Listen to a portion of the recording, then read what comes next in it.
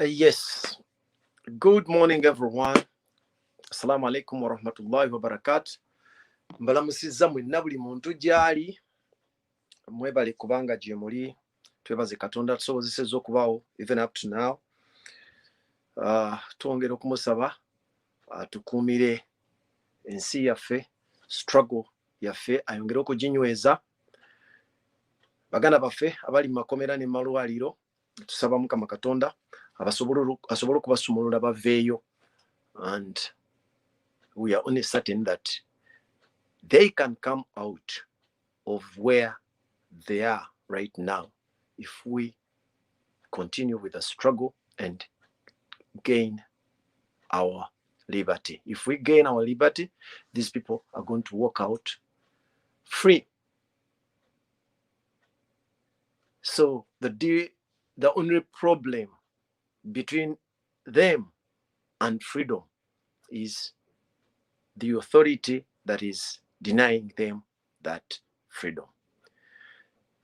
My appeal to you all as Ugandans is to continue with the struggle till we are free. And that is the reason as to why we chose a revolution.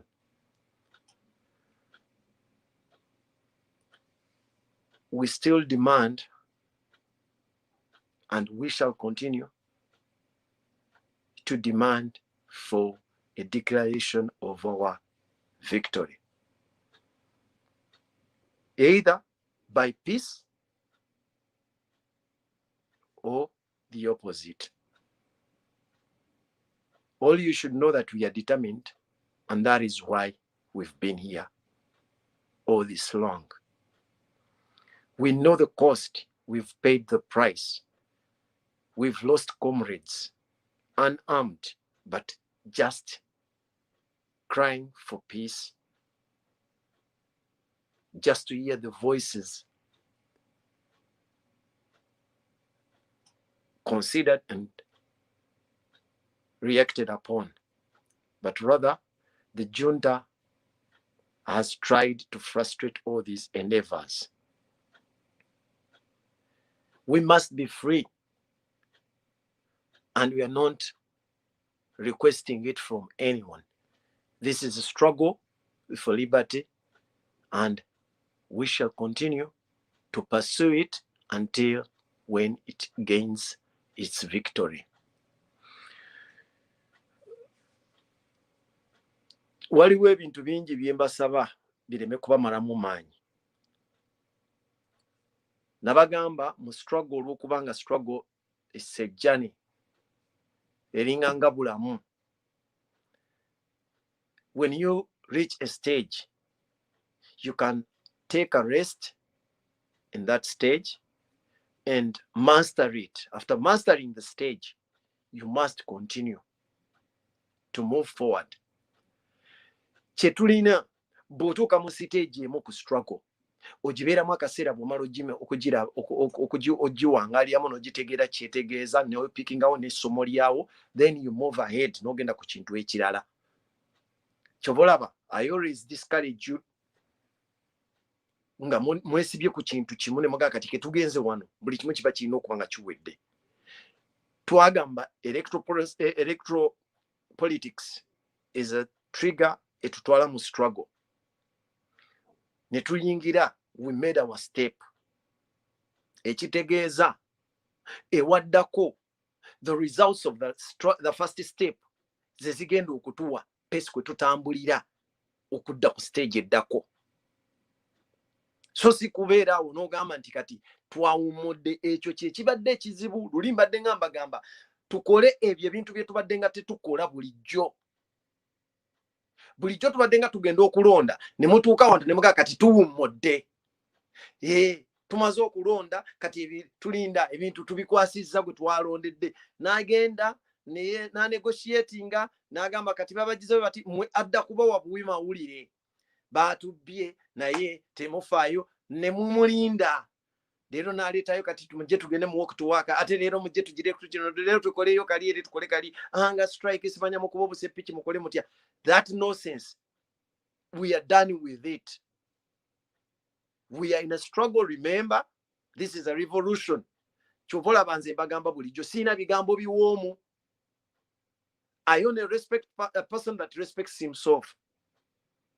Sina bigambo bya kususuta, because I'm not going to come to them I'm pleading anti impa njagala mpagire ngende mu kino. No, I don't need anyone's favor.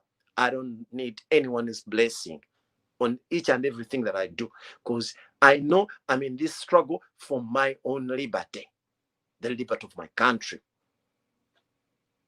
Kitegeeza ki siyinza kuddawo kugamba nti ngenda kubalimbalimba, nkugamba kiriwo ekituufu ekiriwo ky'olina okulowoozaako. Mulekerawo okukkiririza mu bigambo by'abantu bagenda babanyigiriza mpola mpola, ekinaavaamu nga babakkirizisa nga bwe tubadde nga tukkiriza emabega wonna. This time round twazze mu kino kununula ggwanga, bwe liba terinanunulwa tukyatambula nga bwe tubadde, and all events zigenda kuddamu zitambule nga bwe zibadde zitambula, teri kuzikiza mpaka nga tumaze okuwangula.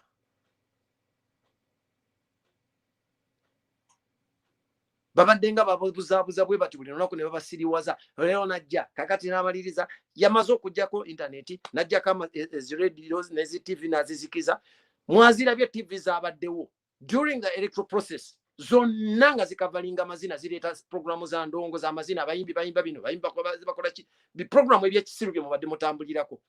Mumaliriza essaawa etuuse ey'okwagala okubalaga ebintu ebyekisiru byabadde apangapanga, zikomyewo ze zibalangirira. Ate namwe ne mudde okwo ne mwemonyaabonya kubanga alangiridde. Please, ebyo byonna bibeera byakuba preparinga babateeke mu mbeera embi. Museveni akola ekintu mu mbeera y'emu gy'azza akikoleramu ebbanga lyonna. But the only problem we have is that we always make ourselves surprised. Ne tugamba, maama kino akikoze tubadde tukisuubira. Look at what you did. Mwasose n'abaleetera propaganda. Ne mumutambuza nnyo ku gundi ku social media. Banange, the president is under attack. Nga tikiriiwo. Ne mwekyetambuliza mweme nnyini. Ne babaleetera ebifaananyi. Ne mutambuza ebifaananyi ebikadde. Emmotoka gye babateerako nti amagye gali wa president, bataddemu emmotoka ya president yennyini. Enkadde already gye balina gye baateeka ewa ekalangala. But you people, our comrades, ne mutambuza propaganda oyo. Nga Museveni kyanoonya bapreparinga kulaba bw'anaateekawo akatiisa akatuufu munaakakolerako. Ekizzeeko ekirala, bwe mwamaze okugula laayi eyo n'akwata amagye amatuufu n'agakwata n'agateekayo. Kati essaawa ya leero yagataddeyo, okuva lwe yagataddeyo mulowooza gaakoze eki ekyamagezi, besides okubeera mu gundi okuba intimidatinga. And after all, kiki kye mukyanoonya and kiki kye mukyabanja Kyagulanyi nga Kyagulanyi? He stood for our words. Na amplifying eddoboozi lyaffe. Alitutte n'alemerako amidst all challenges. Buli kimu ne bamuyita atalina kyamanyi, naffe tetulina kye tutegeera, tajja kumalako project ya Museveni.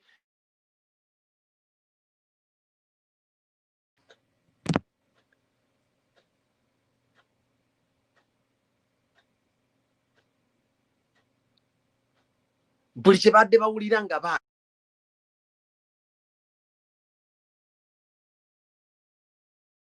baagala bakitaddewo ne bagamba nti project ya Museveni ate kino kiki onaani ne tusirika ne tugamba mwogere bye mwogera. Of course bibadde byaffectingako ku bannaffe abamu, those who are not well, who were not prepared for the revolution, those who didn't know the tactics of the struggle. Bali conned, some of them mulimu n'abatakyatubuuza, but we had to ignore that. Ne tugamba no, tusigale ku mulamwa. Abamanyi omulamwa tusigale ku mulamwa, n'abatamanyi naye nga bali ku mulamwa tubaleke tugende nabo. At the end of that day bajja kuyiga with the time, and we managed to accommodate that. Propaganda wa Museveni mwe musooka okumutambuza, bwamubasuulamu ne mumutambuza so that planning ekiddako alabe bwe kibatwala. Right now kati amagye weegali wa principle, mulowooza gagenda mukola ki? Gayinza kumukola ki? Eddoboozi ly'abantu lye lisinga obukulu. You can only save the president not by saying free Bobi Wine, because he's already free. The only people that are incarcerated in chintu kino be bali be bataddewo okumukuma, because it is against their will. If you ask one by one there, do they even know the reason as to why they are in his home? And actually, amongst the people, the most sexual people apparently is one. Yes, he's scared because being surrounded by a person with a gun, a person whose intention you don't know, he can sparkle anytime. It's really weird. And those people, majority of them are sibagezi. Twabagambe ekigambo omuganda okuyita omusirikale nti musirikale. It was after those people who got enrolled mu magye ago. Ffe baatugamba nga notugamba bw'oyingira mu magye bakubuuza osobola okutta maama wo. Kati babagamba osobola okutta maama wo, osobola okutta taata wo. Oli ne yeebuuza. Abaganda basooka okukitegeera, bagamba omuntu aba alina amagezi okuba nti eyo ye interview gye bamuwadde. We didn't know. Naye nga tumanyi nti kyekimu ku bibuuzo bye babuuza. Ne bakubuuza osobola okutta maama wo, osobola okutta taata wo. Atalina kyankoze eyanzala nandita mu nsi mutta for what reason? Abaganda we bava ne bagamba in fact yakihingira nakkiriza ebyo aba musiru kale. Kati bagenda nga bakitambuza batyo. It is not an insult to them, but gwe weebuuza lwaki kiri omusirikale. Just aboogera nga banguyiriza ne bamuyita omusirikale. But people were wondering, a sober-minded person signing up for a profession where they are going to order you to do things without questioning. Even if it is against your will, you just have to comply. No questioning. Chovola bagaleta ne bagayigiriza abantu mu Luswayiri nga bakugamba order ya jeshi ni order. Order sio maombi. Ndi ekiragiro ky'amagye kiba kiragiro era ekiragiro si kusaba. They are not requesting, they just order you to do and you do. You don't question. You don't question orders in the army. So if you go out and ask those people abali bweru wabubiwa no babuza nti why lwaki oli wano ajana kugamba wamulide gwe yabuziza lwaki muli wano yamugambye buza spokesperson wa magye yayinza okubulira. Kati spokesperson wa magye nga 2 days before yasobodde okusayo tweet egamba nti bannange from the commander in chief yalagidde order shoot to kill. Buli olaba omuntu wa National Unity Platform shoot to kill.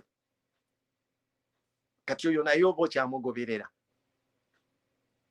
Do you think National Unity Platform is an enemy to the state, so that you order them, your soldiers, to shoot them on sight?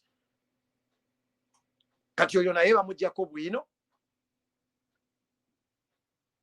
You people should learn. Remember, we came into this with a purpose, and it is only that purpose that will make us settle. If it doesn't, then we continue with the program as usual. We only wait for what they are going to announce. It will be upon them. Nabagambi fairo za Museveni ziri bbiri naye nga zonna zina conclusion yemu. Emu mpanvu endala nyimpi osobola ogisoma mu lunaku lumu. Endala nnene yakusomera mu bbanga ddene. But all of them have got different consequences. It is either he takes the shortest one, but they are all on his table in front of him. He's free to pick on which one to take. This is a revolution that will not end until it attains its victory. A revolution settles for nothing less. So we don't have to pay attention to his propaganda. Don't pay attention to anything. There is a statement I've seen making rounds on social media. It was published by, I think, the Daily Monitor. If it is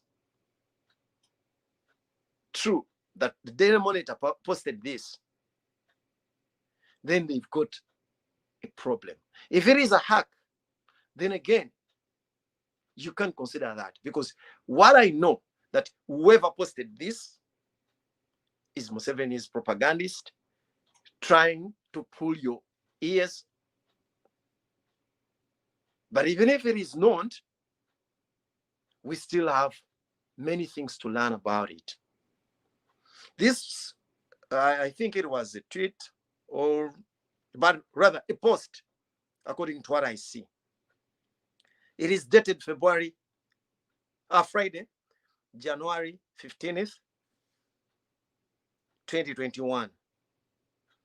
And it says, we saw an extremely well-organized election process with people very orderly, waiting to cast their votes. And everything went on very peacefully. We were very impressed. The Electoral Commission presiding officers were very professional, in quotes, said Ambassador Pacific. This is the tweet or the posters. We are impressed with the Uganda polls, says EU. That is the European Union. There are two things that amuse me in this post. One, they said they witnessed an extremely well-organized election process. Very funny. Because for someone to come out with such a recommendation, you ought to have analyzed the whole process so that you can use words like extremely well organized. If not, then that means either you're using a language that you don't know well the meaning, and that is if the so-called ambassador gave those recommendations. It is, you can question the language he's using or the intention for the words or for the comment. Then he tells you everything went on very peacefully. To what percentage does this person come out with such a recommendation? Then I remembered that the European Union themselves turned down the observation of this year's elections on a basis that during the 2016 elections, they were observers. They observed and made recommendations. When they submitted their recommendations, they were turned down, they were overlooked and not considered. So this time around, they were so clear that they were not going to take part in this. But it's so funny that the people that did not take part in the observation were the first ones to come out with a recommendation. It is either one of the two is fooling the other. If it is true that the ambassador gave these recommendations, he should be having either a reason to mock the electorate or a reason to fool the government of Uganda, or even both, because we don't know their intentions. However, all that matters to us is one. To them, if it was to their satisfaction, then that is them. Issues of Uganda's liberation and the revolution are our concern. as Ugandans, we are the ones that are affected directly. So recommendations from foreigners should not affect us anyway, unless if they come and share our concern. If not, you should know that even Museveni's propagandists would do such things with intentions to demoralize you, people in the struggle. Our struggle does not base on recommendations. Our struggle does not base on how non-concerned people are viewing it. It is our word, it is our voice and our concern. So let us embark on that and overlook it, just like what was done to them in 2016. The other time, it was the government that overlooked it. This time around, it is the electorate, because at the end of the day, this is a revolutionary vote, a revolutionary election that we exercised. Just stay on the track. Just stay on the track. That is what matters. This is a struggle that will not end until it is done. Our motto is, and will always remain, teri kuzikiza.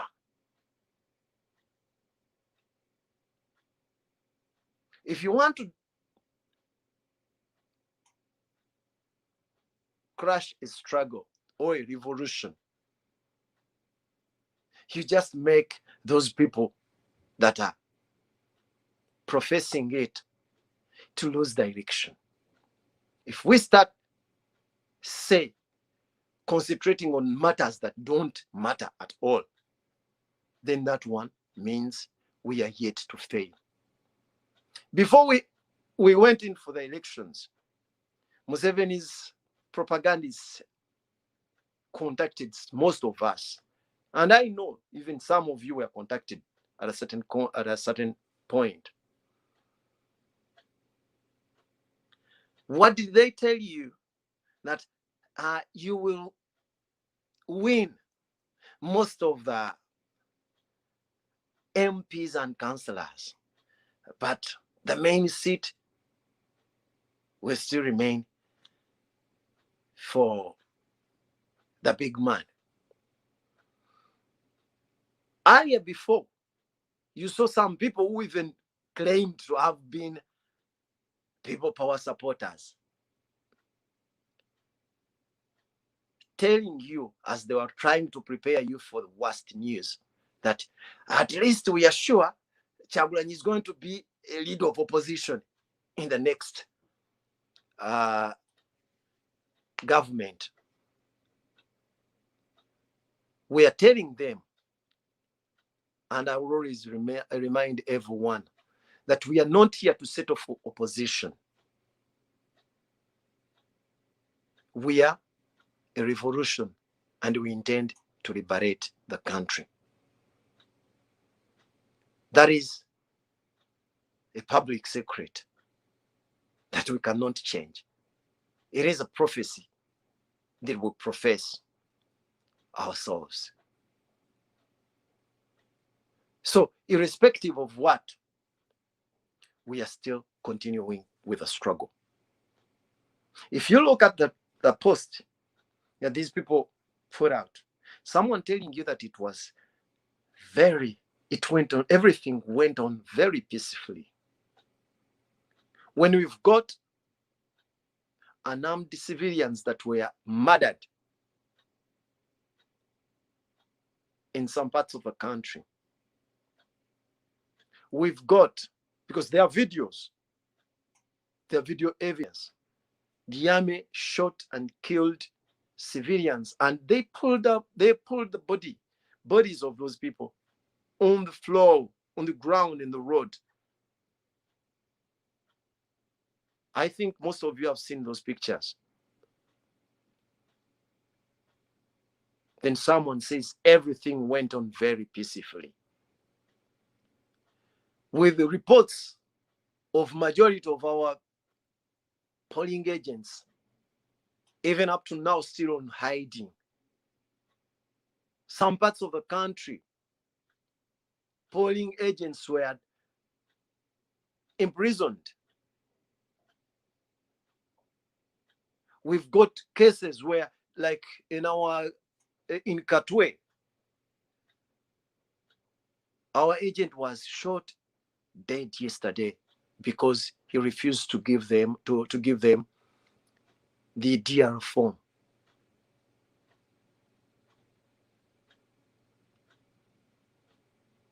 You go to the northern part, what was done there? Impunity, and I still pity our brothers and sisters from the north. I was here and I warned our brothers from the west that it is high time you stand for your liberty. You stand your ground and say no to impunity, irrespective of the intimidation. Majority of those people in the west did not vote. People turned out, and the army was telling them, no, you've already done the voting. You were voted for, so there is no meaning as to why you come here. Others were just looked upon and told that you do not appear on the registration, the voters register. So please, with all the irregularities, if you find the ambassador saying that the process was smooth and the electoral commission officials were so professional, then that means either the language is disturbing this ambassador or the words themselves have changed meaning in the vocabulary.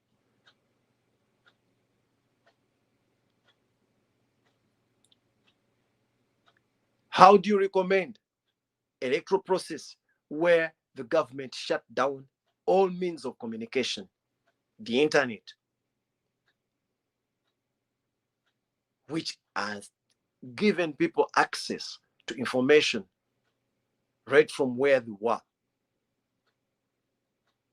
The only left media houses to operate were not concerned with what they covered. And for the first time, they chose not to broadcast live what was taking place.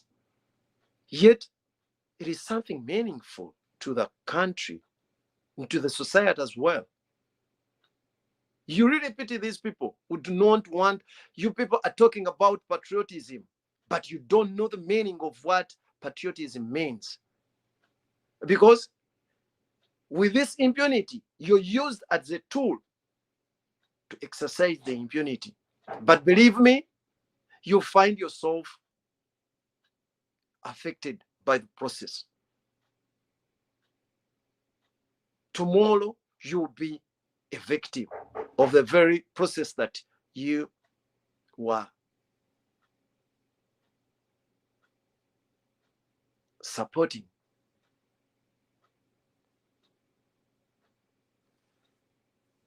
Let me take a glass of water.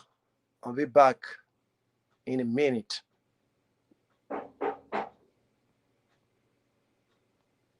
Fellow Ugandans, for years since Uganda got her independence, there has been declining levels of democracy and rule of law. Billions have been lost in scandals. Mothers have died while giving birth in poor medical facilities, characterized with no medical supplies. Youth unemployment is at its peak, and the education system is alarming. Would you wish for a new Uganda where recruitment is based on merit, not through political patronage? A new Uganda where land and equitable distribution of national resources is secured. A new Uganda where there is justice, respect for human rights, rule of law, and democracy. A new Uganda where there is proper governance. equal access to quality public services, especially health and education. A people-centered Uganda where there is a right to social justice. A new Uganda for liberation, servant leadership, social and economic transformation.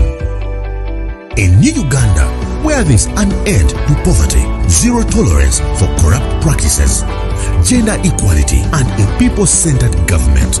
A new Uganda where the future of our children's children is guaranteed. Then vote Kyagulanyi Ssentamu Robert for President of Uganda 2021-2026. People power, our power. National Unity Platform, everywhere. This message is powered by Echoto, Uganda. Yeah, welcome back from that short break. Once again, I congratulate all Ugandans for exercising their right. I congratulate my 10th president, Kyagulanyi Robert Ssentamu, and all the National Unity Platform candidates that made it through this process. We are still looking at what the international community, the European Union, recommended as a very smooth and well-organized process that went on very peacefully. Of course, if you want to say that peaceful was what we saw after the government deploying a lot of soldiers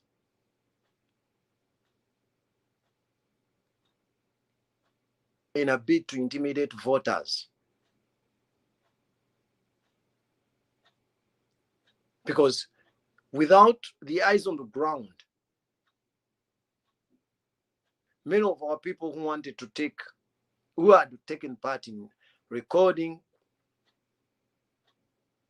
the impunity and injustice of the malpractices that were there, many of them were brutally attacked by the military. Some were killed. You go in Tororo, where one of Museveni's criminals, Sipapa, shot dead a no polling agent, and some other parts. We are still seeing that majority of our people are not yet even found. They were abducted, taken away, and we've not heard from them. Before these people come out and say that the process was so peaceful and professional.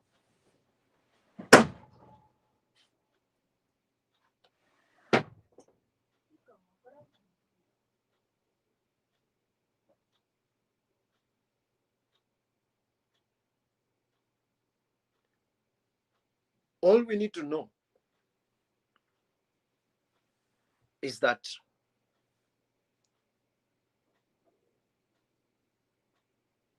what we started can only be accomplished by us.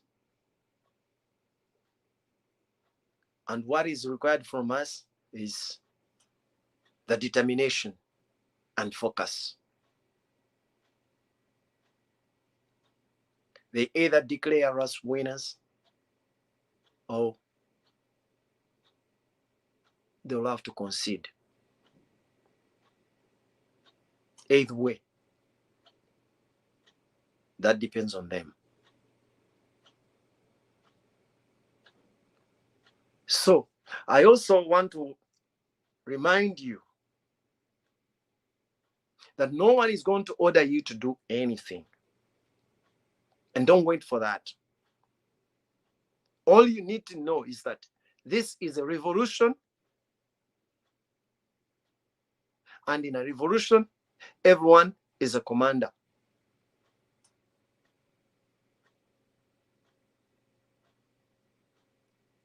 Everyone is a commander. You take an example of all those generals that you're seeing out. Majority of you are generals in this revolutionary force.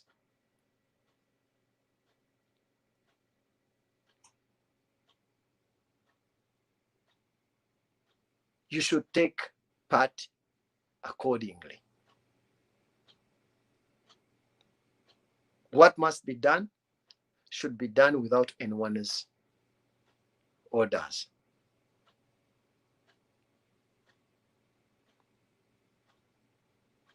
We are claiming our victory, and we shall get it. Let us stay focused. Even if they come out with those projected results, we shall give them the truth. I told you there are two lives that people live. There is a theoretical one, always documented in books, and the factual, the practical one, the one we live. Same applies to what has happened. They can project results, but we have to bring the actual participants in this. We still have, if we have numbers, we've got the voice. We still with that. They've got the arms, they've got those ones to use.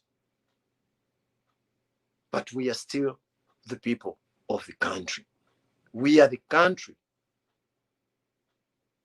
We can only decide to give in to oppression or to fight against it for liberation.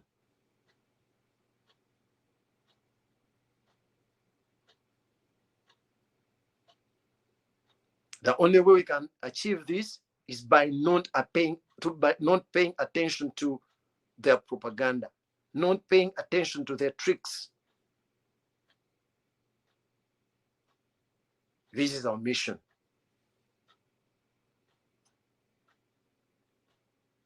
So I call upon all of you to pass on the message to the others.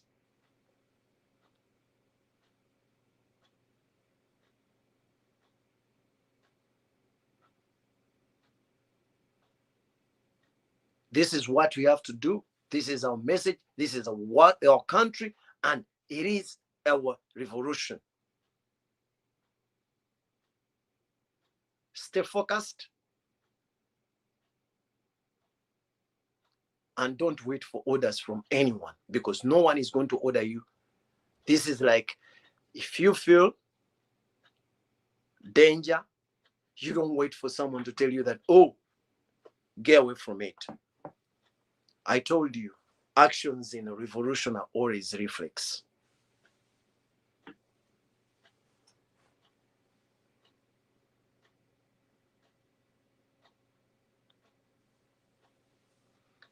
So please remind everyone that this is a struggle.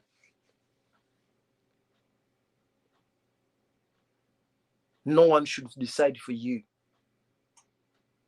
Same message that I already sent to our brothers in the armed forces.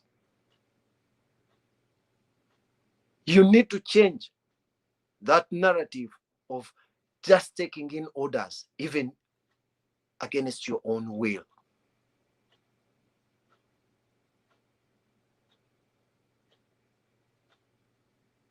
We can even request for a change in the vocabulary if we improve our profession.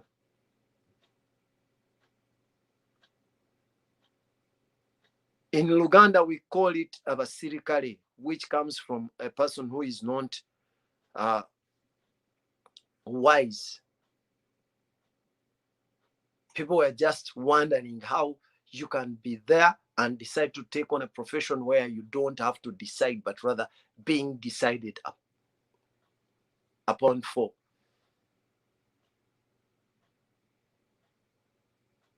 You're not machines.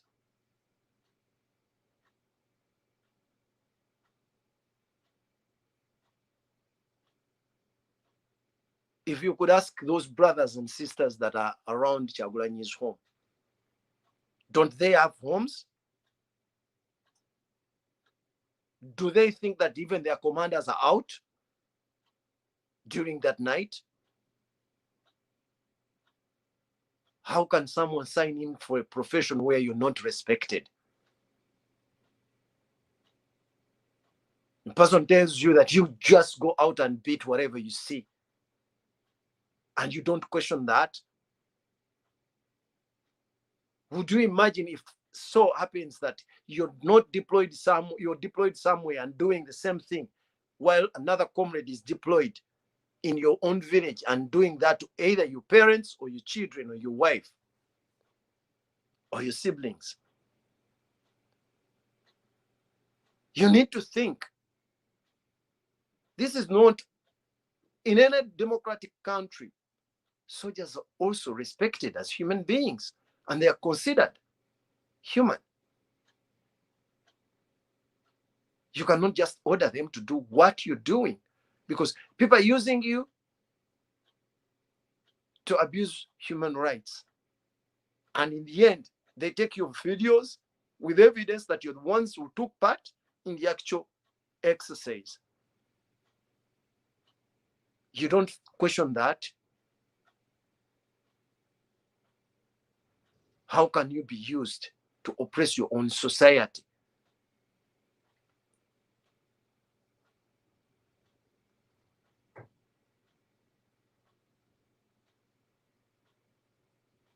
So I always tell you people that in this struggle for liberty, we are liberating not only ourselves, but even you that who are used to fight us. Those that are used to frustrate the struggle are amongst the people we are fighting to liberate.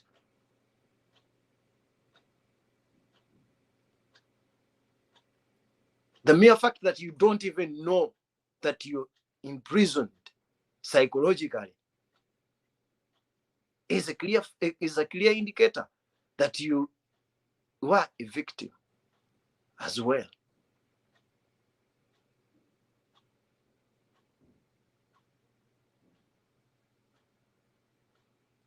For me, sometimes I sit and wonder. I looked at people we used to admire. I used to admire some people and respected them for a commendable job they were doing. A man like this Zambari, I used to respect that man when he was still at CBS. But when you look at them right now and observe what they're doing, there is another one on NBS. I don't even remember his name. Those are people we used to look upon when we were in school and admired. But when you look at what they're doing right now, being used as stooges to stand and defend nonsense, you wonder. I told you, time came that I had to block some of my friends, those that I considered friends, because when I looked at them, we were not at the same level of understanding. And I know stupidity is contagious. You mingle with a stupid person, they always tell us that, tell me your friends, then I'll tell you who you are. Baganda bagamba mbulira gwita naye nkubuulira empisa zo. So I had to block some of them. And if any one of you comes across this and you find yourself amongst those I blocked, it's that I came to a clear analysis that we are not of the same caliber. And I can't hang around fools.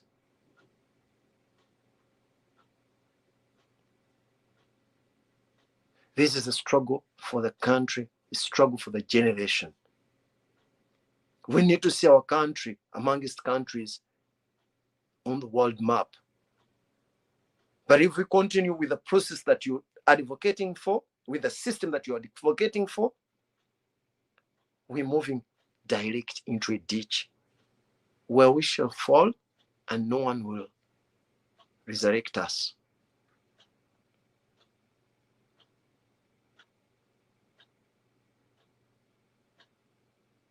Someone told me, you wait, at the end of the day, you will see that they will be announcing Museveni a winner. I told him, yes, that one is very possible because the organizers and the people responsible for giving out the results are controlled by him, either by duress or even people just thinking about their job security. But that does not give me the actual facts on the ground. You look at these people and the way they were manipulating those results according to what they told you. Kyagulanyi went in the West. He didn't pay a coin to people to come and support him. Then you tell us at a certain point, a certain polling station, all voters that turned up, 100% had their votes ticked, right? No invalid votes.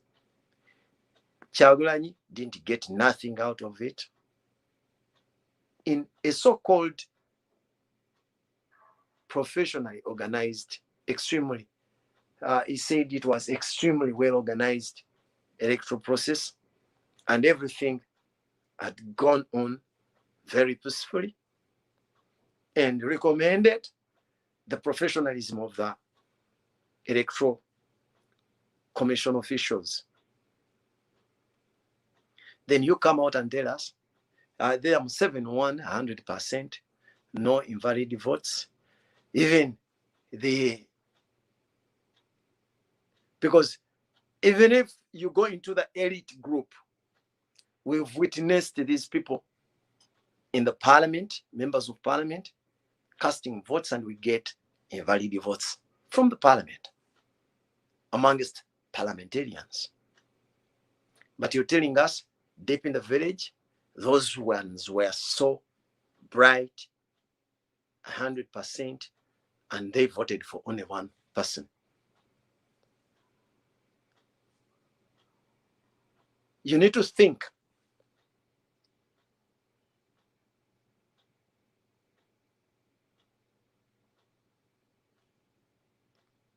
And my appeal is to all of you. Yesterday, I made a post and I told the international community, the UN, that they keep a deaf ear on the process, yet they know where we're heading. There is a genocide taking place in the country, and they're witnessing it, and they're pretending as if they're not seeing nothing.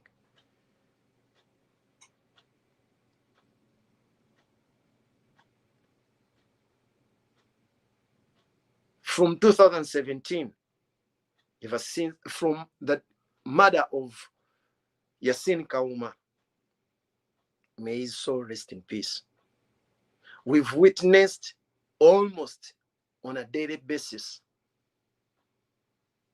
people power supporters being murdered by the army, by the police. All these events that took place, the events in which these comrades were brutally murdered, all the massacre that has been taking place is amongst the electoral process that the European Union is recommending to be professional and peaceful.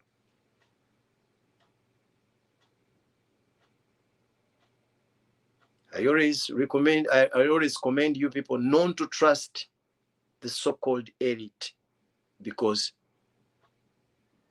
they always think about their intentions.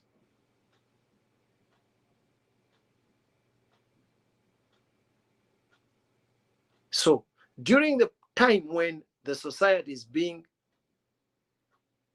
looked upon as a tool or a toy to be used for kids, it is mandatory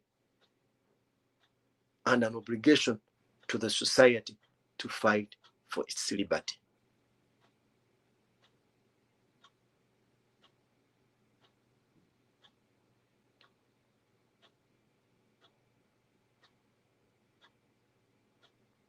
The international community, the UN,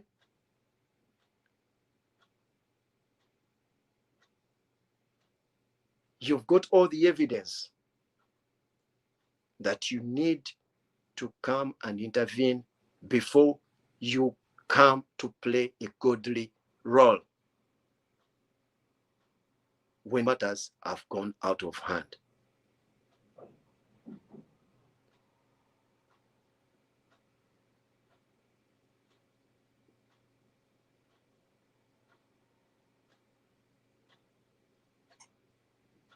For our brothers and sisters that are advocating for the system, I always tell you that in the end, after a revolutionary victory, the reconciliation process always affects those people that were so active towards the end. People are reminded of your actions during the time of exposure. Before, there are people that took part in these injustices against the people. But then, majority of our people were not aware of what was taking place. Right now, whatever is taking place is being witnessed by almost everyone and acknowledged. So choose wisely what you're supporting and what you're doing.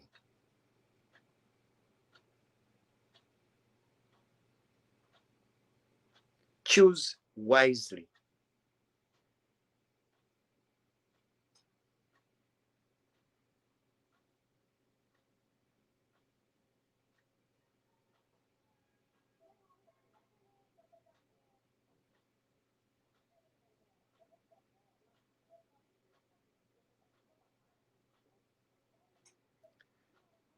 So please, comrades, this is a struggle and it still continues.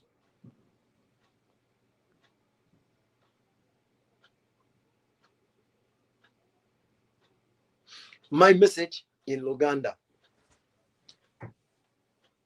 Njagadde nnyo olwaliro baganda bange okubagamba ebigambo bino. And si muze gwange okwesiba ennyo ku Luzungu because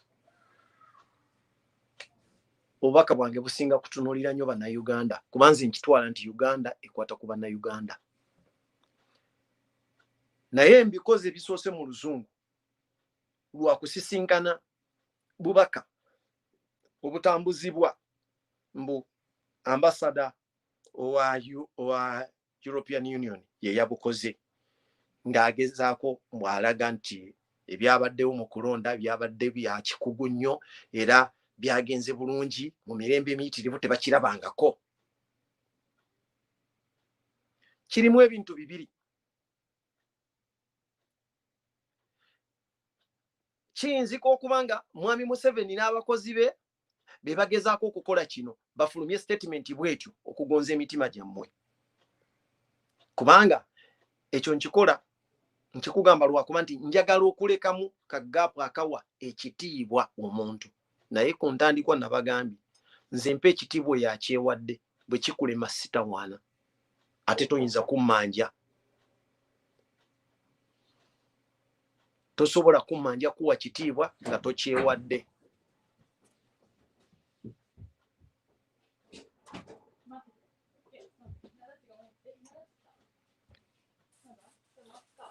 nze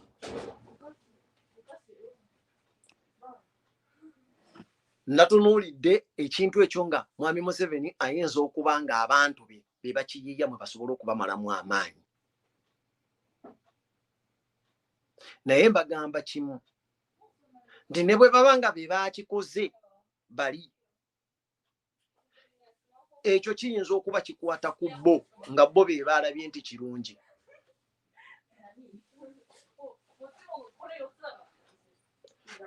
Kikwata ku bo nga be balabye nti kirungi.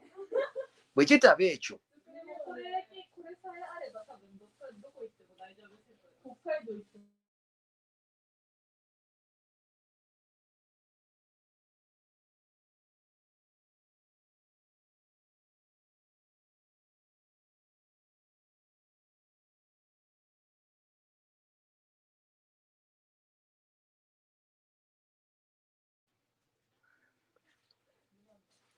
mulina kutunuulira ekintu kimu. Mmwe bannayuganda mmwe musinga okuba ab'amakulu mwene ensonga. Eno ensonga ekwata ku bannayuganda kwenunula. Bwe kiba nga mmwe temwalabye ebyo bye baalabye, mmwe kyammwe kye mwalabye kye kisinga okuba eky'amakulu era kye mulina okutambulirako. Ensonga endala, oli bwakugamba nti international community yo yalabye nti kiri bulungi, ekigendererwa mmwe kubamalamu maanyi mulowooze nti tulekeddwa. And actually lwaki nkoze ekintu kino, it's because amongst my friends bempulira bensinga okwagala, bwe yalabye ekintu ekyo ye comment gye yawadde n'agamba tuli ku lwaffe bannange. I always want that reaction where Ugandans realize that they are on their own.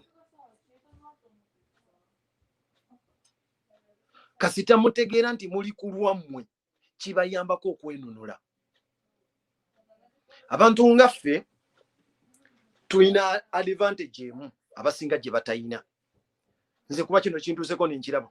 Nina abantu bangi mu society ne mwembeera essaawa ya leero abansinga obukulu ddala ddala. Naye abasinga obungi bazadde baabwe batandise kufa kati.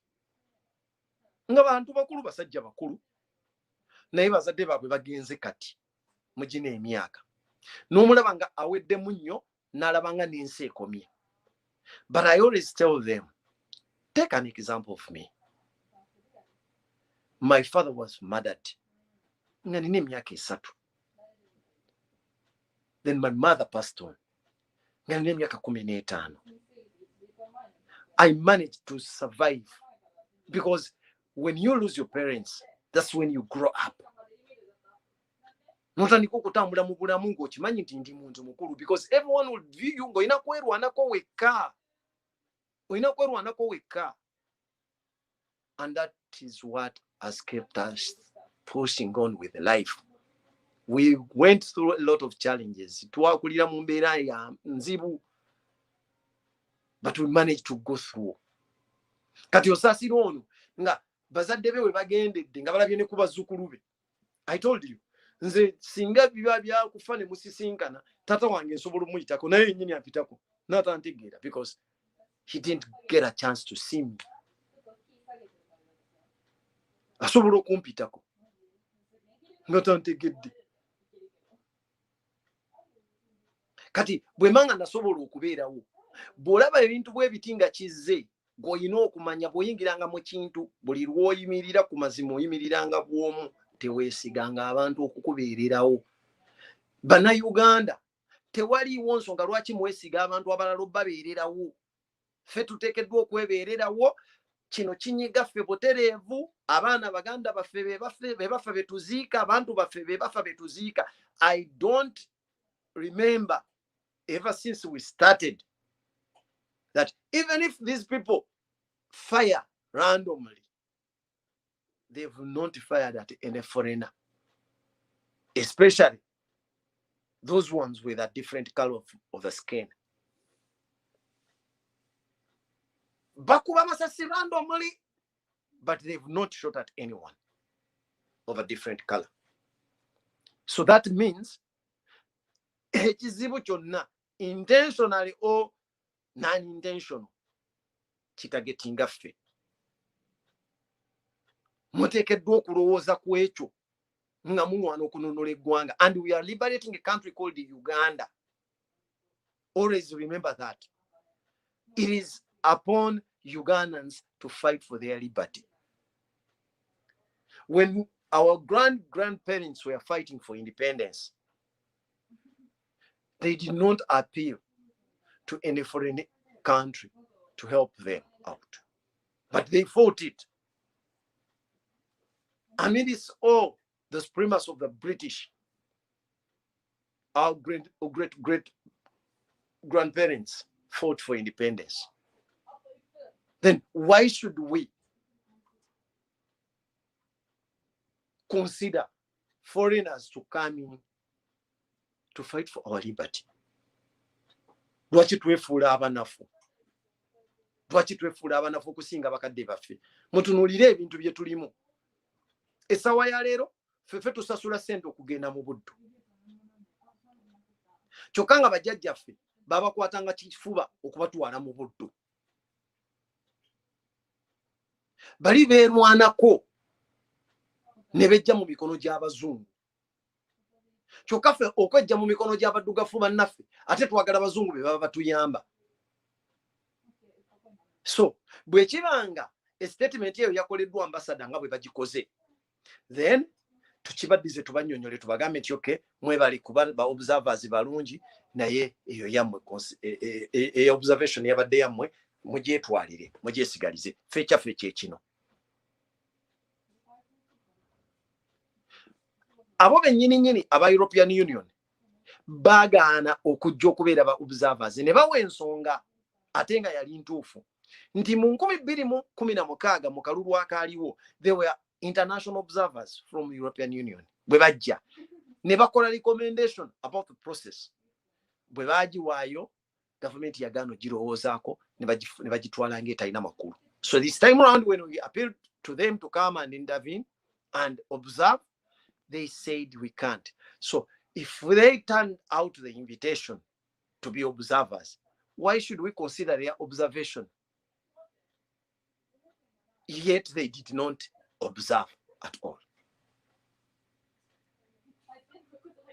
Tebafaayo kujja kubeerawo ate tutandika okulowooza ku bye baalabye ng'ate baatugamba tebagenda kubeerawo.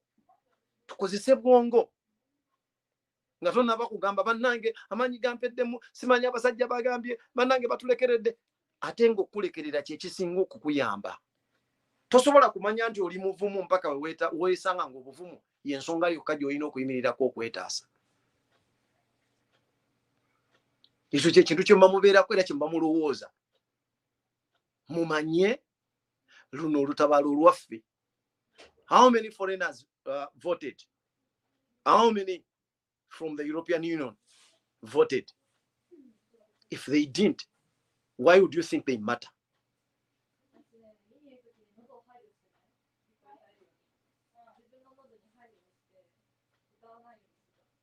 Why would you think they matter?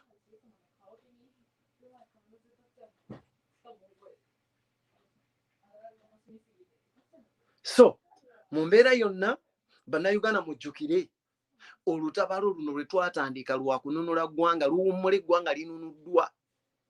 Tetugwa mu kakodyo ka Museveni kakutwongeza tuguumaaza bwongo. Maama tuli ku lwaffe tetujja kusobola kuba omusajja wuuyo agenda natutta ne bw'anaatandika otutta abasajja bajja kugamba nti yabadde mutuufu.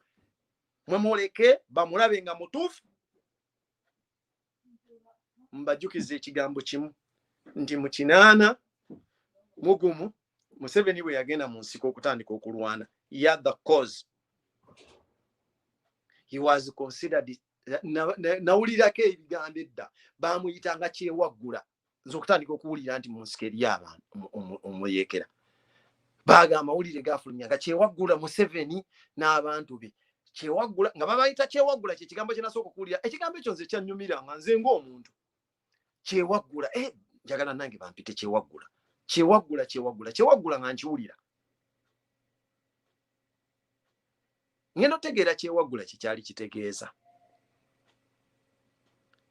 nga bamuyita defector. Kyewaggula nga muwakanyi w'ebyo ebigenda mu maaso. Kyewaggula ne bakyongerezaako ekyokuba nti muyeekera. Naye wadde baamuyitanga ebyo byonna, era bwe baatuukanga okubayita okutuula, ye tebaamuyitanga nga munene, wabula baamuyitanga kyewaggula ajja ateese olw'emirembe ne gavumenti eyali eriko ebiseera ebyo ey'Obote. Olw'okuba ye yali asigala nga akkiririza mu koozi ye, yasigala atambula, ne we baabeeranga bateesa wano amagye teyagajjaayo mu nsiko, yasigala alwana. Kati ku ssaawa ya leero yatudde mu kifo ky'Obote. Bannayuganda mmwe be yafudde bakyewaggula. We baba bakutadde mu position tolwana ng'ojjejjamu mpaka ng'ogifuddemu, kubanga ekyo nakyo kirina kye kijja okuyambako. Mwe mwali mukirabyeko bulijjo abantu babadde nga bajja ne bamwesimbako. Mwali mulabyeko ku mbeera ng'eyisibwanga eno gye tulimu olwaleero. Bino ebintuntu ogenda kusanga bagundi be bapropagandisi be nga bakugamba era kati olaba house arrest gye bamutaddeko era gye baateeka ne ku Besigye biri. Mumutegeere ekintu kimu, oli obwongo bwe mumuleka bumalire ku Kyagulanyi. It is you who matters. Gwe wekka gwe w'amakulu mu eno revolution, si Kyagulanyi oli. That is why twabagamba let us all become Kyagulanyi. Akwate Kyagulanyi ono ow'emagere nga Kyagulanyi weekansa nga atambula. We weerabira mu mbeera gy'olimu. Don't wait for anyone. No one is your commander. You are the commander of your own self. Kino kye tulimu kya kununula ggwanga. Tugenda sirika nga linunuddwa. Tukola zi free comrades, zi free Nubian, free Edimoto. There are so many. There are even those that we are going to appeal for their freedom, yet they are already dead. Oluusi abantu abamu embeera bamukwata alina endwadde nga tasobola kusurvivinga mu mbeera gy'alimu, naafa mu process. Mune musigala eno bamukwese bamuziika dda, musigala muwoza free this one, free this one, free this one. Nga taliiwo. If we want our people free, we need to free the country. We tuba twagala kununula baganda baffe bave mu nsiko mu kifo ky'okubajjayo babajje mu makomera ng'ate bajja bazaayo enkeera. Museveni azaakibalaga ekkooti eta omuntu n'amukwatira ebweru w'ekkooti oba mu kkooti munda mwennyini nga te kkooti emutadde. Kati bwe tutajjawo bano bakola bintu ebyo, do you think you can get freedom?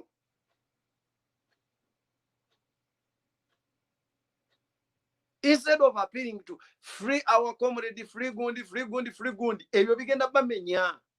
If you are feeling it, just have it in your mind. Umanye ti kino kyolina okubeerako. And you cannot come out and cry to an oppressor buli dakiika. We mumukaabira yeeyongera banyigiriza kuba amanye ekibakaabya. Ke kaseera ebintu ebimu tumuleke nga tamanya nakumanya nti kyatukoze kituluma. Nabagamba omuntu bw'abeera nga atuyira n'obusungu muli, nze ekyo kitera okumbeerako. Ekyo kimbeerako nnyo. Nsobola osiba obusungu ku kintu nga sikyogedde, naye lwenjabika njabika omulundi gumu. Ate sibaako na kkomo, kizibu okunnyemeriza nga ntandise okwabika. Nze neeyisanga bbomu kasi teetuuka okwabika. Kakutana n'ogisemberera nti ogikwata gwe gwesookerako. Mulekerawo okugamba nti kati tuddemuyo katemba bakutte Gundi, mama free Gundi, mama free Gundi. No. Gwakwata, you free the country, that person will be free. And the rest, n'amazima gajja kuvaayo ku balala be tutamanyi bye baliko.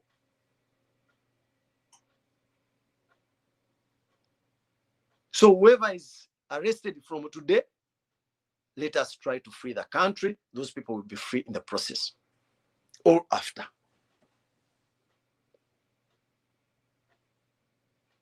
Naye kinavamu nga muddako oyo free gundi mumala free gundi ebbanga bwe ligenda that nonsense should be stopped, not in this time. Tupikinge ebyokuyiga mu bintu bye tuzze tuyitamu. Bwemugira buti kati amukutte era munange bamuzoganyiza bazoganyanga Besigye mumala okuva mu kalulu bamaliriza byonna kati kana akawedde mwakalaba nga byonna bimaze okuggwa eri Museveni alayira eno ne Besigye alayira. Do you know what that means? Okusooka byonna oba bakubye oba tebakubbye n'ogenda ne weerayiza, that is treason.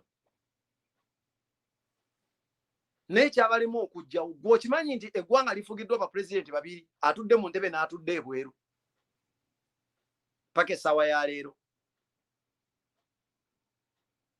ate nga tuzze tubiraba ebyo ebintu bize bitubeerako mu society yaffe nga tutunula butunuzi bwe tuti.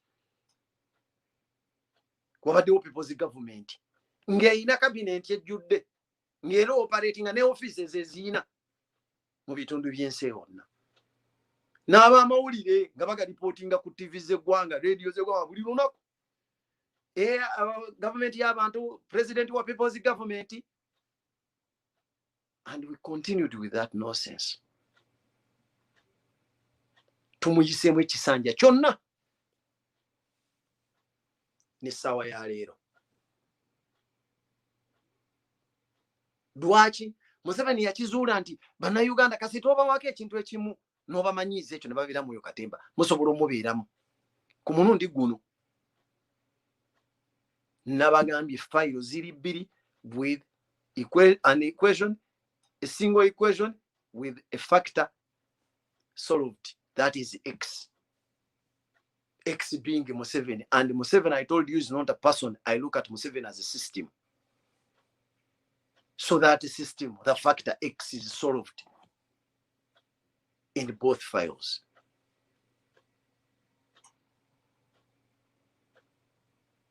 Mulekerawo okudda wano buli dakiika tubeere bannange kati bakutte gundi kakati akoze kiri mubeere kuoyo nonsense.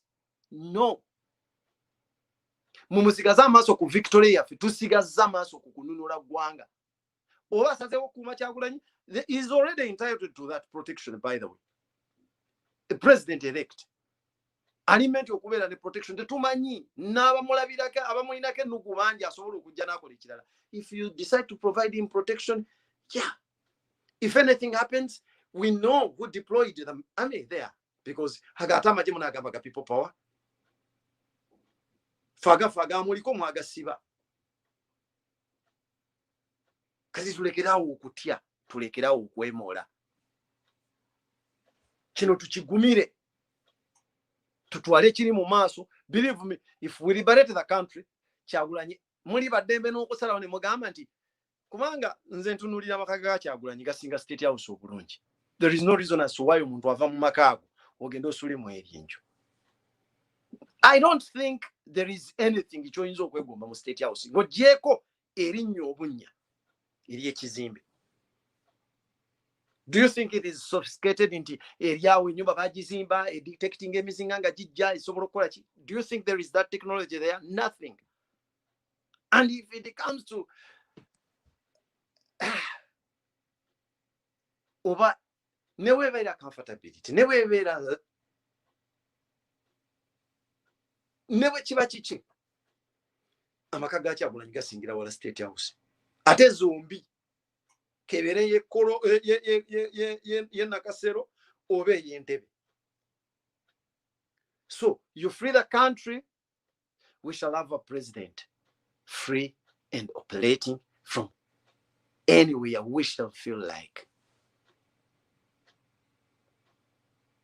These comrades that are incarcerated in different places, we free the country, they will just walk out like people moving in their own houses, because we shall be the people in power. It is the power that belongs to us. We need to reclaim it.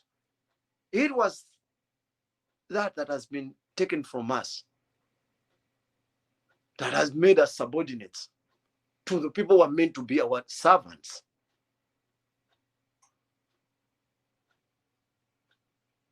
Tulekerawo okutunuulira ebintu ebiri mayina tubifuule ebikulu. Ekyo tukyejjemu. Ensonga enkulu gye tuba tuwa amakulu we tuba tutunula. So I appeal to you, comrades, stop begging Museveni, pleading to him for the release of our comrades. It is us now to release our own comrades by releasing our country. There is no reason as to why you plead for someone's freedom just from one place to a bigger space that is not free. Golowooza gwe ali ebweru atambula ku street ze Uganda. Kyekye ky'osinza oli. Njagala ombuulire nga yasazeewo nti kati essimu zammwe tezigenda kukola, tezikoze zino zonna ennaku. Bano bannyenyine abamulangirira ebigambo balagire oli n'atuuka wali nga sibitegeera sibiraba. Tamanyina gye biva byasoma. Kyokka amidst all that mwe mukimanyi mwe mwalonze gwe walonze eddoboozi lyo lyogera ki? Va kuba kuwogeredde gw'oyogera ki? Eddoboozi lyo lyogera ki? Ekyo kye kisinga obukulu. Agamba alina abantu 6. Yes, alina 6 gwakuwadde 2. Then 2 gajje gayimirire gawogere eddoboozi tulinde n'6 eyogere tuwulire ekinaasinga okuleekaana. Tulekerawo okukkiriza okubeera nga batusibye olujegero olunene mu bulago ne batusiba ku katebe akawa ne baluteekawo nga terulina kulusibiddwa naffe ne tusigalawo nga tuyimiridde tutunuulira lujegere mu kifo ky'okutunuulira ku foosi tugaana okweyongerayo.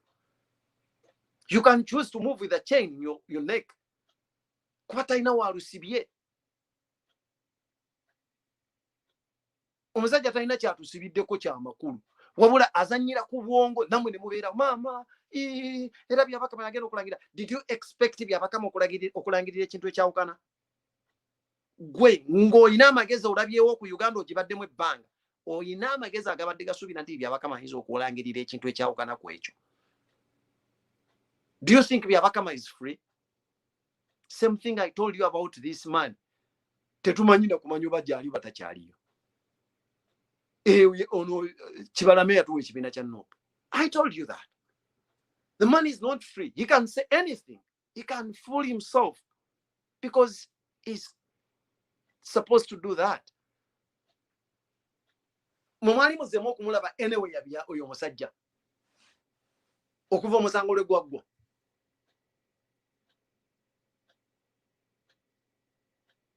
Mumuddeyo mutunuulire ebintu buli muntu mutandika omwaseesinga n'eroolo ye gy'apuleyinze nabagamba nze wange nga nze Jaffa. Buli muntu okuva lwe twatandika mbawandiika mu kitabo buli omu kyakoze ne kyayogedde. Then nga nze ntandika okulowooza kitusuula ludda wa era kikuteeka ludda wa bwe tunaaba tumaze okwenunula. Then nze nga ndeeta analysis yange naawe ng'oleeta embeera gye wali oyitamu kuwasinziira okukola kyewakola oba okwogera kyewayogera. But I don't leave anything. I just ignore them because I consider them obstacles in the process. Kati ate nze ntambula ngenda mu maaso. Nkuteeka wano ebbali ne nga nja kujja ngutereeza edda. Mulekeraawo okuddamu ebyo. Kati bagezaako kubateekawo mu kusettling effo akalulu n'ebiba bikavuddemu. Nga bulijjo Uganda bwe settling ku bivudde mu kalulu nga bikyamu bwe baagala mubeere. This time around ffe tetuli ku ebyo.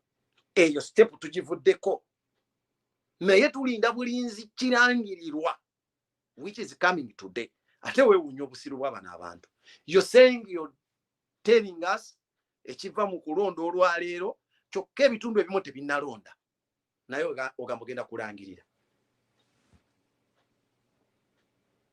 Kyekiri kye nabagambye ono agamba nti electoral process yabadde nnungi nnyo nga ebitundu ebitaalonze omanye ensonga lwaki tebyalonze. Obululu butuuse bano bazze bakubye abantu baleese boxes ziwedde okutiikinga tize mba mu consideringa abantu bwe beebeeredde mu babyokyeza bye bituleetedde okugamba nti ebyo bitundu tebinalonda. Kati tebinalonda ogenda kulangirira ki? Ogenda tulangiririra ki? Kati gwe Munnayuganda naawe oddaawo obwongo bwo busibe ku ebyo embeera maama tugenda kubeera mu katemba paka ddi. Nabagamba omuntu omusiru yoyo yekka akola ekintu emirundi egisoba mu gumu mu nkola yeemu naye ng'asuubira ebigendo kivaamu nga byawukana. Yes, we voted overwhelmingly. But do you think these people have got that shame to say, because if anyone was wise amongst those people, ola alongo tubaddenga n'abalonzi miliyoni 5.7. Omusajja bwe yajja n'agamba abantu bange mugende mwe mwewandiise mukuuma akalulu mukume endagamuntu zammwe, we turned out to be with 1,18,000,000. Kitegeeza ki? Already omusajja zene miliyoni ze 11 mu kalulu. Nga gwe ne bw'otwala zino z'obaddengako 5 ate z'obadde tofuna zonna kumalawo tolina wuyinza musanga. Then someone projects mbu alina 62%, naawe nokkiriza. Eyo yensonga gye nnawa mikwano gyange ngamba blocking, nalaba obwongo bwabwe nga tebulowoleza ku level kwendi, ne ngamba gwe sijja kweyongerayo naawe kuba mmanyi obusiru buli contagious, obusiru bukwata. Olina n'omuntu bagamba mbulira goyita naye nkubulira empisa zo. Obusiru bukwata, olina n'omuntu okakananga naawe otandise kulizoninga nga ye, otandika kulowooza nga ye. Olina gamba ngoya ikanira bwerere era ogenda kulaba abantu ejja kulaba gwatolowooza kinakyuka bagenda kulangirira Museveni. Nemugamba yes, bajja kumulangirira simply because I know ye yalonda byabakama ze simanyi na byabakama gye yamujja kiki kye yali akola n'amulonda. It wasn't an interview nti byabakama yali mugezi n'asinga banne, kubanga singa byali byakulonda nga mugezi nti bataddewo interview abantu ne bazikola. I doubt whether byabakama yandisinze abantu. Kati oli gwe baawo omulimu ono amwadde omulimu agumukolere omusuubire nti amukolere ebitali byayagala. Era y'ensonga lwaki nze nabagamba from day one ndi tuyingidde eno revolution electoral process etuyambako nga trigger. We need a reason. We need a reason for our actions. Mukinana Museveni yayingira akalulu ng'akimanyi tayinza kuwangula. Ne Katumba gwe bagamba yasikowalinze 0.09 yasinga Museveni waluli. Lwaki? Katumba is funny era asobodde okukoningayo abantu waliwo abantu abamu abasiru abamuwadde akalulu because he's funny. Asobola okweza nnyo mu katemba, asobola okwefulunga mu ttaka, asobola okwekola ki, ayogera ebyekisiru n'abantu ne basanyuka ne bakola ki. But Museveni didn't have that. Eyo character tagiyina. He's not funny at all. In any way, never wanted to know the kubanga mulimu abantu abali funny by looking at them. I have a friend. Unfortunately, he lost. To him, it is unfortunate. To me, it is something I expected. That is Katolu Bwama. But he told me,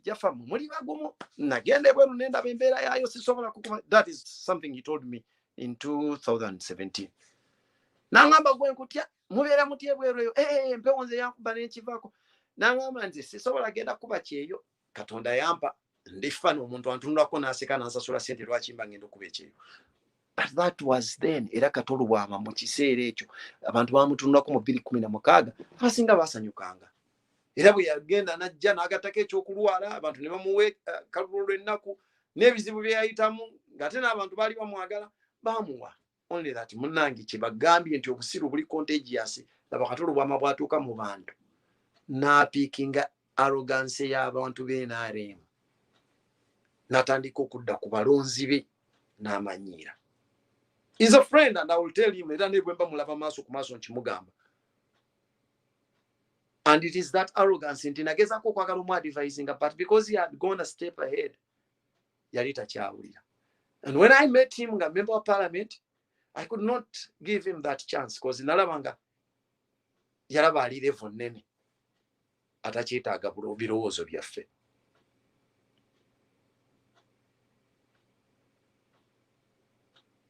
Naye Museveni eyo chance teyagiyina era baamukuba akalulu. Naddamu n'asaba obwamemba wa parliament nako ne bakamukuba. Lwaki? Teyayina kyayinawo kyasibye kyayinza kulaga abantu nti ayinza okubakolera. And by then, by the way abantu abo, olw'okuba integrity yali ekyali mu Uganda, abantu baalaba butuufu.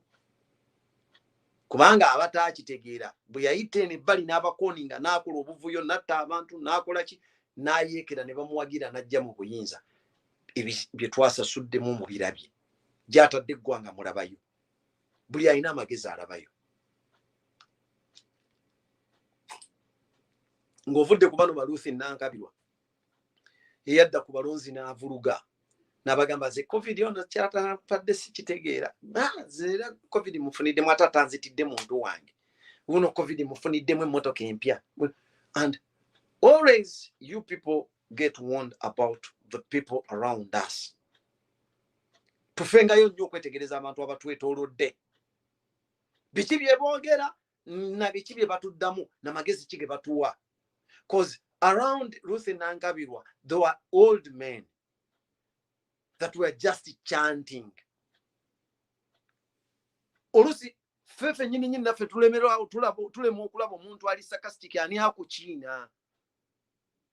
Asa yana baga omo atuletedde n'emmotoka mulese n'enkoko. Fere covid tumufunyemu. Oyinza okwogera statement eyo omusajja alina amagezi nti ofunye mu covid. Do you know what that disease is? Era nze Katonda namusaba ng'obulwadde obwo buzze. Ndi nsaba Katonda buli alidde ssente ya covid mu bamukyalize covid. And I'm certain covid ajja bakyalira. For those of them who do not know what covid is, we are in these developed countries that have fought covid. They are amongst those scientists that go out there and fight to find the vaccine and the cure. But my dear, newenjogerera wane waffe wendi, we are now declared a red zone for COVID.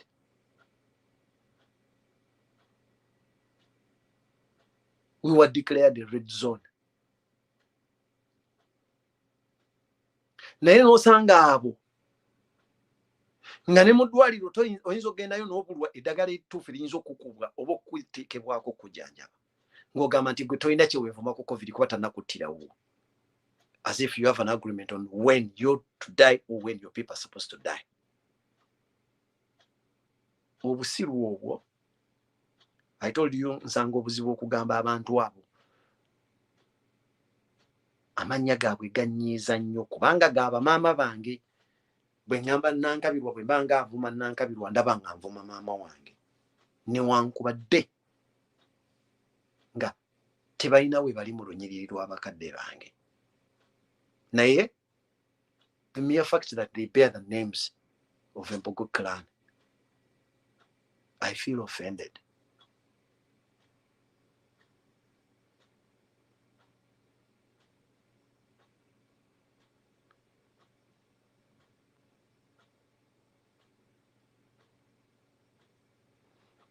I don't block people. Ruachi, I told you, sometimes I'm human. Those people are supposed to get to earn a living by commenting on our lives. And if you send them away, it will be very difficult to preach to them the gospel. So give them time. Ajja kujja atekeyo comments ezo, atwalire screenshot bakama be bamuwe emitwalo 2 addeeka abaana bafune ekyokulya, kubanga abaana tebalina musango. Okuzaalibwa omuzadde omusiru si musango gwo. Lwaki?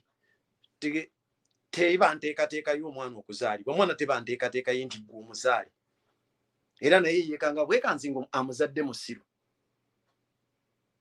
kati bwajja kuno n'akola comments ez'ekisiru omuleka abo batekinga screenshot ne bamuwa emitwalo 2 abaana be ne bafuna ekyokulya ate we babeerako oba oli awo oluvannyuma bafunamu ekyokuyiga ne bategeera nabagamba nze siringa omulokole pasita agenda okubuulira enjiri ya Mukama ng'ogibuulira balokole n'oleka eri aboononefu n'otandika okupreachinga balokole bw'obeera mu eyo system obeera nga bano abantu abasonda ssente mu bano kubanga akukkiririzaamu bw'otandika omusaba ssente aleeta buleesi awo we nagaanira kivulaba mukwano Mutebi sigenda kugoba muntu oyo muleke anoonye ekyokulya baleke basurvivinge bambi ate ne sente ze babawa sente zaffe kati abo bantu baffe by the way kizibu nnyo okubeera mu society nga temuli mu bantu basiru muba respecting for that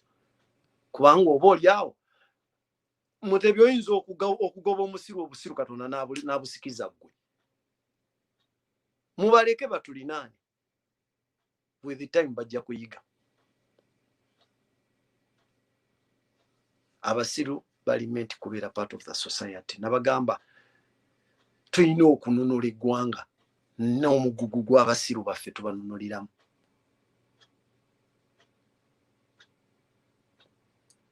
kyekyo ensonga lwaki mbaagala nnyo tubeerewo baganda baffe mwalabye ebyagenze mu maaso nga tulwanagana ne Kawenkene okumuggyako still era abantu baffe bazze bafa kati temulowooza nti bano aba European Union bwe bafulumya statement erina okubakwatako nga mmwe bannayuganda era njagadde nnyo omuntu afunye feeling egamba nti tuli ku lwaffe. That is what we need to know.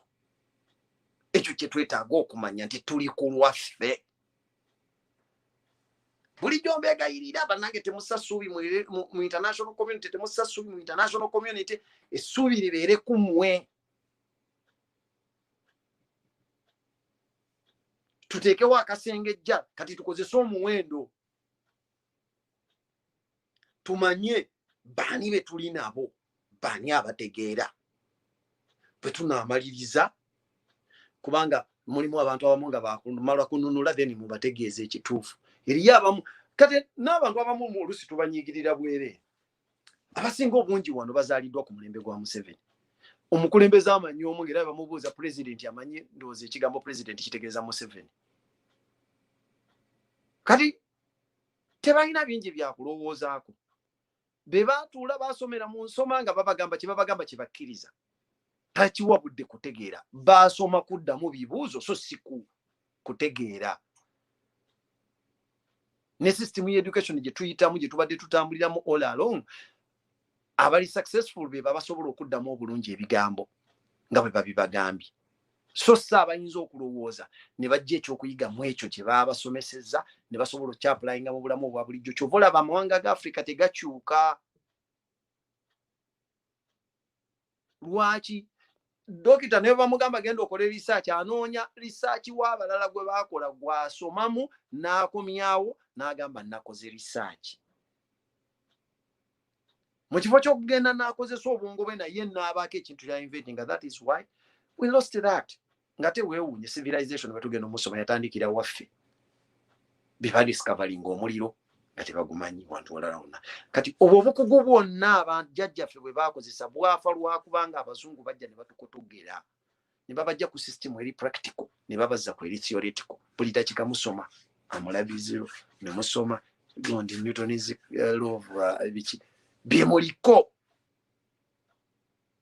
Naye nga weebuuza Richard Newton yewe yayiyiza ekyo. Gwe waffe kakenso owaffe gwe tuleese muna science onooleetayo kodi ekikyo.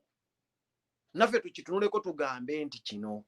Naye waffe bwe bagenda okuleetera abakugu nti yayiyiza emmotoka n'aleeta yingini enkola ey'Ejapani n'afuna amabaati n'agaweta. Mu kifo ky'okugamba nti twafunye omuweesi yeeyongedde okubanguka mu kuweesa, bawuza twafunye kakensa yakoze emmotoka.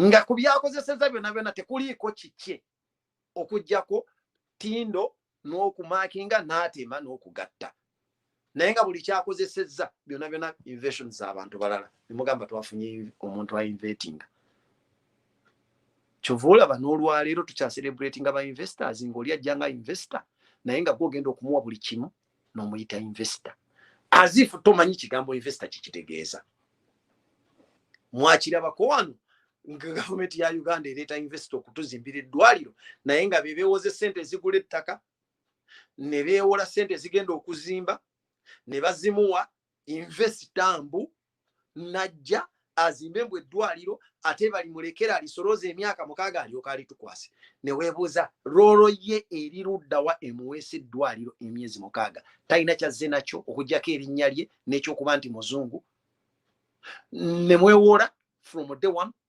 from the start paka gye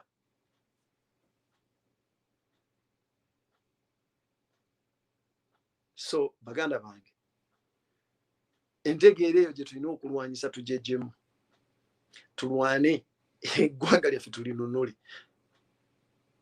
betusuubiriramu okugamba nti bagenda kutuyamba baagala tusigale mweyombeera. And I base that argument on the statement released by the Daily Monitor that it was a statement from the ambassador of EU. Iran Nimbagamba, if the EU ambassador said that, it is either he's absent-minded, he's lost something in his mind, or they've got an intention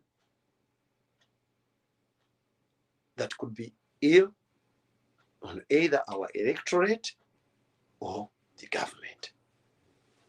If not, this should be considered propaganda by Museveni's propagandists who want to demoralize the society that is already charged for a revolution. And I appeal to you to stay charged.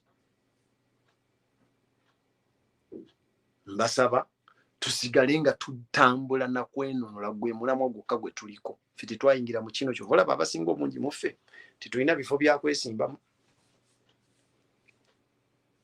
kubanga nze sina bwe ngenda kukugamba nti ngenda kusetolinga ngenda kwesimbawo mu palamenti gye nalabyeko nga bajambudde beeyambudde bennyini beeyanika ne bakukakasa nti ebbanga lye babaddeyo mwagala muteekeddwa okutegeera nga sipiika kino yakibagamba mutegere nti teri muntu abalowoozaako nze yo sigikolera kubanga at the end of the day olina okumanya ngenda kujja kulowooleza ku ggwanga era siyinza kusaba kifo mu parliament. I can't sit with those people because I can't pretend.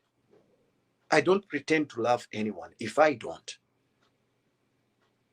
Nsonga lwaki mbagamba bulijjo nze siina akimanyi nti si mukwano gwange taba mukwano gwange era sikulimba nze siri munnabyabufuzi sinoonya bigambo bya kulimba leero enkya kyenkugambye olwaleero manya nja kikuddamu n'enkyanja kuba nkyogera.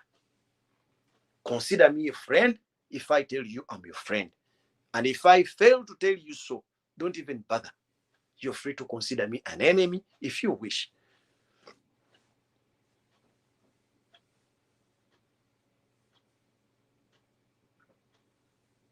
Nze mbabuulira tuyigidde mu experience muno bwe bulamu mwe tukulidde. Tuddeyo tulowooze nti tukyali basibe ate tugenda kuba free nga tuli free. Tetugenda kuba free nga tulowoozaako kirowooze. Tetusobola kuva mu buno buwambe nga tulowoozezaako kirowooze nti bakitusiigire busiigizi mu kifaananyi nti just tunula ku kino. Kyova olaba ab'emikwano ab'eŋŋanda abawagizi ba Museveni, they always appeal to me. Munnange omusajja ajja kubakola kibi kaakati nga bw'omanyi mwandibadde musirikana. Nabagamba ekyo bwe kityo nze simanyi anankola kibi n'ate akinkola ate simanyi Katonda lwe yakintegekera. So mu mbeera eriwo ekikyamu nkiyita kikyamu mpaka era bwe ntyo bwe ŋŋenda. Ekikyamu kunze kiba kikyamu, nze sirungi ya kikyamu.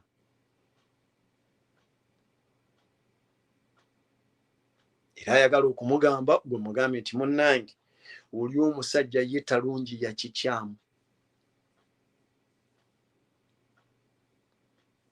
Ate guno omukisa gwe tuyina tegubangawo tebakulimba tegubangawo. Mumwekka musoose okuteeka gavumenti ku bunkenke nga temukutte mayinja, kubanga ekikwewunyisa amayinja tugayitako mu makubo, naye buli lunaku gavumenti etta abantu baffe ng'abaana tebakutte ku mayinja. Ne bwetegesa ab'amayinja bo bennyini bakola bibaswaza. Buli avaayo n'okutegeera kwe nalowooza kati baakwata luli bagenda okutta abaana 220 mu 11 baleese owakayondo gwe baategese, genda owa kamera bamutegese wali eri n'omusirikale jangu amukonya obuyondo tototototo mfulumya ekyo. Ate eddakiika 2 bamuleese nze yakuba ennyondo kaagati munange kyantemba butembi anti ate baatugamba simanya ate nenga tunuulira abantu abasiru ndi ne levo ya katemba temukyamanyi bantu kwe baava. Ebintu abantu bye batakyaluwolezaamu mmwe kwe mulowooleza, and they think they are smart. Bazzemu bakoze ebintu mumumanyi nti kuba twatandika bazze bakola ebintu ebyekisiru. Mujjukira nti baaleetako omuvubuka mbu bamukubye emisumaali, mbu aba people power bamukubye emisumaali bamukomeredde. Otunuulira oyo ffe tetugwangako ddalu tetuyinza kukka ku eyo level, by the way. Era nze kino kyenyiza obbagamba, the moment we munaalaba bwe muba mulowooza nti twagala okubeera violent, the moment we munaalaba nga tukutte ku bantu abanene ate tetuyinza tandikira nga twagala kwata ku banene tutandikira ku mmwe abaawansinsi, tuba tutandikidde ku banene. That is if we want to become violent. Bwe tuba tuli bakubicaminga violent mujja tulaba nga tukomeredde Museveni gwe tukomerera, oyo ye muntu gwe tutandikirako tumanya tulina kye tukola. Naye mmwe bawalala bakadeyideyi tolina amakulu tolina nakyoli. Omuntu akwononereko obudde ajja akukwate neesiga ettaka mumbonaabona naawe, never. Kyovula banze nabagamba n'obagamba ne bwe kuba kukola discussion. Siinaako omuntu weena alimu gwe basobola kunteeka naye ku discussinga ne muwa budde. The only person gwe nsobola okwadressinga mu ekyo ate nga yes mu addressinga lwakuba nti alimu ena alimu mu addressingira ku gundi yemu nti ali mu ntebe ya ggwanga, that is Museveni. Abasigadde gasiya situnulayo soogera nabo, because they also subscribe to a party that says the only person ayina amagezi ye Museveni. Kati lwaki mba njogera n'atayina? Yabwavaayo ng'ayogera nga ki? The moment you tell me that I'm a subscriber to NRM, kitegeeza you subscribe to foolishness. Gwe soogera naawe. Era ensonga lwaki abajja kuno bwe ndaba comments zaabwe mbawabuwire lecture n'ayiga. Sometimes nze kyemmanyi ku nze nga nzijjafa, I don't block these people. Naye bwe mugamba bye mugambye ne comments ze zibuliraawo agenda yekka. Agenda yekka, nze sina budde bwebyo. Sibonaabona nansiringa nina dduumu. Kati tulowooze nnyo twayingira kino nga twagala kunonola ggwanga. Eggwanga bwe tinanonolwa tewaliwo kirala kye twagala kuwuliriza. Byonna ebigenda tutuukako wakati, we need to consider that as a stumbling block that we have to overcome and stay focused on liberty.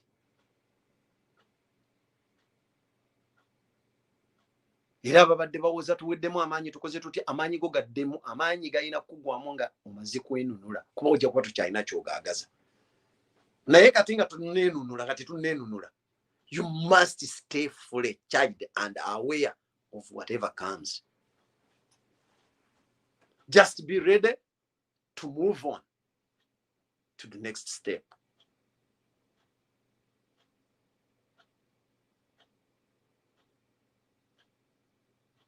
Vidiyo ene wanvuye nnyo, kyenja okubasaba kwe kugikutulamu abali eyo. Muddeemu kino temuwummula, tetwajja wano kukuba kalulu. Twajja kwenunula, okwenunula tekunaggwa, temuwummula.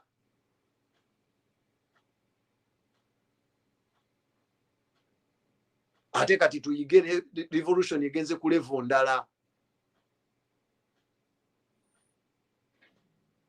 Revolution egenze ku level ndala tulina okubeera nga tutambula nayo nga bwetambula.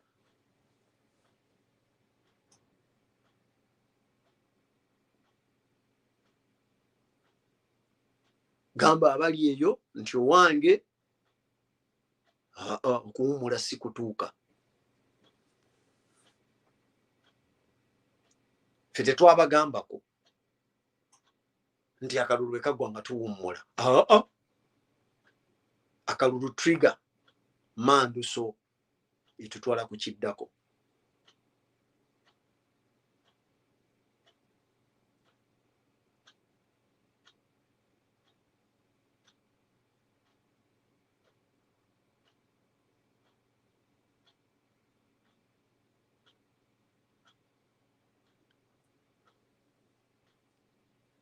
Kyembasaba ndi omu ku baataddeyo free. Congratulations Kyagulanyi. Yes, that is right. Naye ndi omu ku batannateekayo free Kyagulanyi. Lwaki sikiteekayo? I don't need to appeal to anyone to free Kyagulanyi, but I have to appeal to myself to free him by freeing Uganda. If we liberate Uganda, then everyone I want free will be free. And that is what we should do. Tukyuse trend ey'okudda ku social media ginyumirwa obunyumirwa. Kudda mu bintu eby'ekisiru because we abaana ababaziza akateera gundi. Abasiru b'enaali mu bagenda kuddamu batandika okubakozesa ebintu byebimu.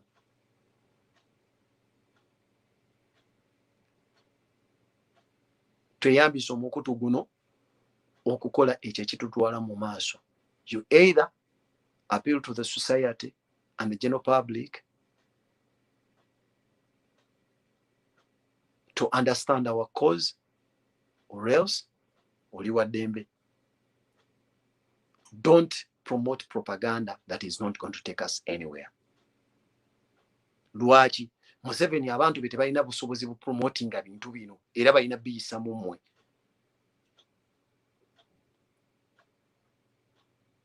Ate nga muna agenda maaso n'okubipromoting oluusi mugenda tuleetera obuzibu, mugenda kuleetera bannaffe obuzibu, especially bannaffe abatadde emibiri gyabwe ku ground on the line. Think twice.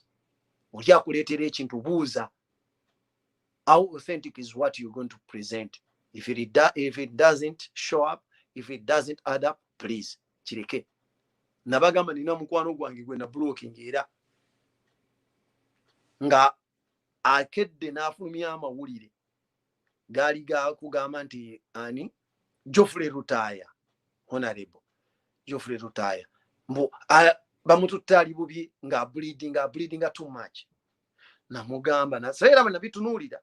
What I did was to go and see Geoffrey Rutaya's page. Nenkeberako nga sirabako anything. Nenumbe ya mukyala we nga tekuliko anything about that. Nengenda ku ya Eagles nga tekuliko kiriko n'emikwano gy'abalala. Then I came back to this person's post the following day. Ngetambula ne mubuuza, why is it that it is on your page kwe bitambulira ku account you ngewa nannyini bulwadde teriyo kiriyo ne wa mukazi we ne wa company ye gyakoleramu. Ekyaddirira wayitawo ennaku bbiri Geoffrey Rutaya n'ajja n'agamba nti bebakola banoonya kunkola bukyamu kyensonga lwaki bakireese. And I told you, these people have a way of preparing you for the worst news, for bad news. Ne basuulayo ke basuulayo balabe so that they go on with their move. And that puts our comrades at a risk. You need to react vigilantly. Si buli kye basuulayo nti mumala gakigoberera. Nabagambye babakoninze ku Kyagulanyi nga bagenda okumwevadinga ne basooka baleetaako ne mukatambuza ne baga okay. N'ebyekigega babitambulirako then ne bamovinga in. Mu bantu abamu atunuulira kino n'agamba bapromotinga n'ebyekigega balimba promoting a false news. Bagezaako okwagala okukuba ebirala ebiri credible bye mufulumya. Ebiri credible bye mufulumya bagezaako bikuba ng'oli ajja kugamba nti olaba ne kino baakifulumiza, because look at the pictures they gave you bye mutambuza. Emmotoka gye mukomplainingako eri luddawa. Omusajja omu ku bakomuleds alabikira mu kifaananyi ekyo oleda ali kalangala gye baamusibira. Kyokka bamubateereddewo nti president is under attack, nammwe ne mutambuza ekyo. Mwagenza okugenda okutambuza ebiri genuine ng'abantu abamu nabagamba akagero bakatugereranga. Omusajja omwana bamuyitanga Yosia yaleekaananga n'agamba banange nfa banange mujje munyambe ekintu kindi asimanya kiki. Abantu ne bajja okumuyamba n'abagamba alaba embwa mbadde mbabuzaabuza. Then time came, Yosia agenza alinnyo omuti asirira agwamenyeka atandika obulidinga. Ayita abantu mujje munyambe engudde emmenyese, mujje munyambe engudde emmenyese. Oyo Yosia bw'atyo. He bled to death. Kuba abantu baali bamumanyidde mu kutambuza ki propaganda w'ekisiro.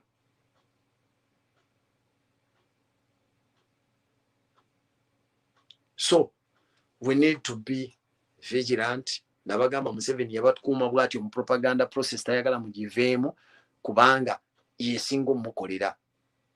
Abeerawo ku deception, ku bulimba. Yensonga lwaki alina akagambo babawe siasa, mujje tubawe siasa, tubawe siasa. Nzitoyinza kuŋŋamba nti jangu kusomesa siasa nenzija nensoma kubanga mangi tegedde nsomesa kubuzaabuza, kulimbibwa. Kati ate nze nga mpuliriza ebyo. N'olwekyo baganda bange bbanga libadde ddene lye mbakuumidde wano, munsonyiwe okubalwisaawo ennyo, naye mbasaba tutambule. Tujja kuddamu edda twogere katulinde tulabe ekigenda mu maaso. Yes, waliwo ayadda ngambye okwogera ku kya akawunti za gundi ze batutte eza anonymous byatutte naki. Naye ebyo nze nga nze jjafa tebinkolera. Lwaki? Nze sirwana na muntu gwe basibye emikono ne neewaana, siringa Museveni.